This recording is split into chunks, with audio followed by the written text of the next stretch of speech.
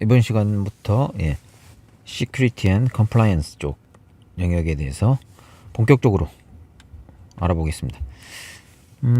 먼저 이제 IAM 인증과 이제 실제 권한 사용자들에 대한 계정 관리를 이제 담당하고 있는 IAM 서비스에 대해서 간단히 알아보도록 하겠습니다.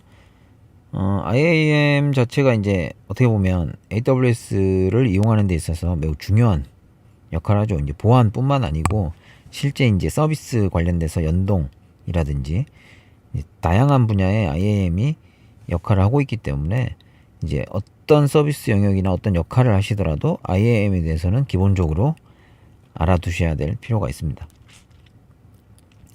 먼저 이제 IAM의 구성 요소를 보면 유저가 있고요. 그다음에 유저들의 모임인 그룹.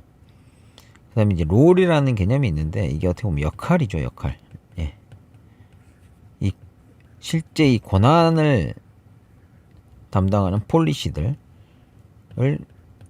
나누어서 이제 역할별로 부여를 해놓고 실제 이 롤을 유저나 그룹 그리고 이제 또 다른 AWS의 리소스에도 부여를 해서 실질적으로 이 롤을 통해서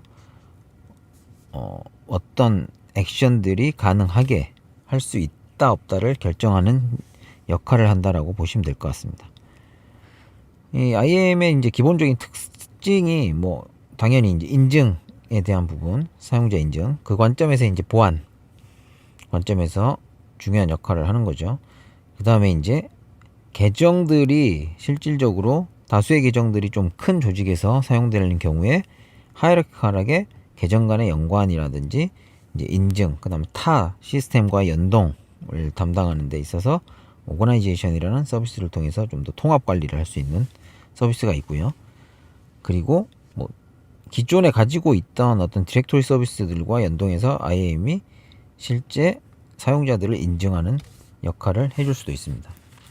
뭐 페이스북이나 구글, 아마존의 또 다른 서비스를 통해서 이제 실제 인증을 이제 잠깐 그쪽으로 넘겨서 처리할 수 있게끔 하는 역할도 할 수 있죠. 아까 말씀드린 대로 롤을 가지고 실제 리소스 사용자뿐만 아니고 이제 AWS의 리소스 자원에도 역할을 부여할 수가 있다. 권한을. 짧은 시간에 잠깐 어떤 권한을 부여하고 다시 실제 필요한 시간에만, 이제 보안이라는 게 어차피 지속적으로 열어놓는다는 게 이제 보안상 이슈가 있기 때문에 그 다음에 모바일 서비스들 특히 액세스 키를 잠깐 부여해서 사용자들한테 짧은 시간 동안 이제 또 인증 처리를 할 수 있게끔 하는 역할이라고 보시면 될 것 같습니다. 이제 이런 유저나 이런 유저 이제 롤을 어플리케이션들 그 다음에 실제 타 시스템을 통해서 부여된 인증, 사용자들이 인증을 받게 되는 거고요.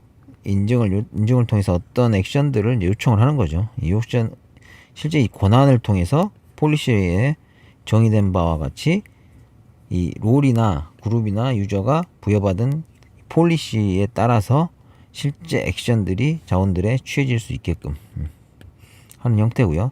그 다음에 타 계정과도 실제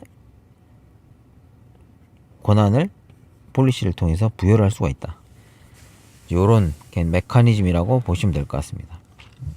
뭐 전체적인 부분을 뎁스 있게 다 예를 들어서 말씀드리기가 좀 힘드니까요. 그런 부분들은 실제 AWS 문서나 실습을 통해서 많이 해보시는 게 필요할 것 같습니다. 다음 시간부터는 이제 실제 보안, 네트워크 보안에 대한 서비스의 특징들에 대해서 본격적으로 알아보도록 하겠습니다.